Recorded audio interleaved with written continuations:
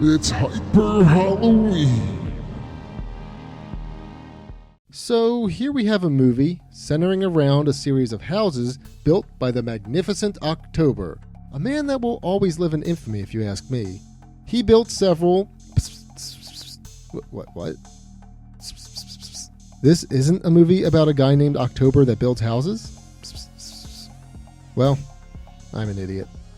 So, despite the name of the film, this is not a movie that details the exploits of a man named October, but in fact a found footage horror film that centers on a group of extreme haunt enthusiasts that get a little more than they bargained for.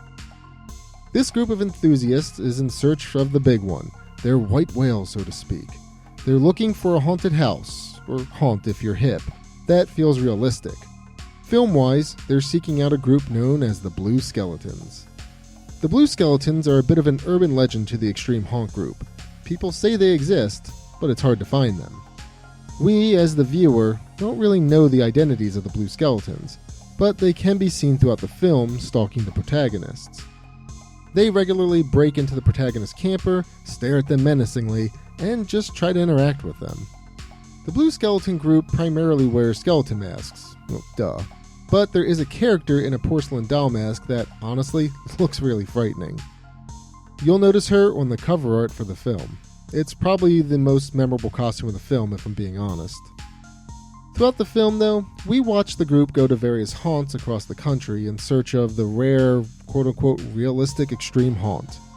The haunt scenes are broken up with scenes of the group interacting with each other in the RV.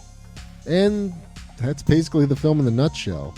Of course, the crew eventually gets their wish and experiences the extreme haunt. But is it just pretend? You'll have to watch the movie to find that out.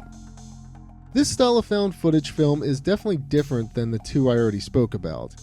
Instead of running away from spooks and witches, we get footage of the protagonists hanging out and going to various haunts.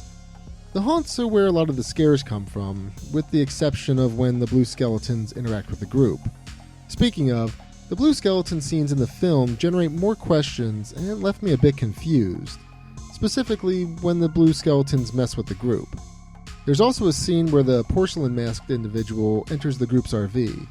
She makes a strange noise and the camera begins to freak out, with static and, other film effects. My first question is, why? And unfortunately, that isn't answered.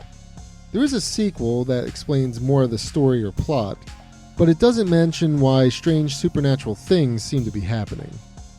Regardless, I still recommend Houses That October Built. It's a fun film, and it's cool to see all the different haunts, especially if you're a fan of haunted houses or extreme haunts.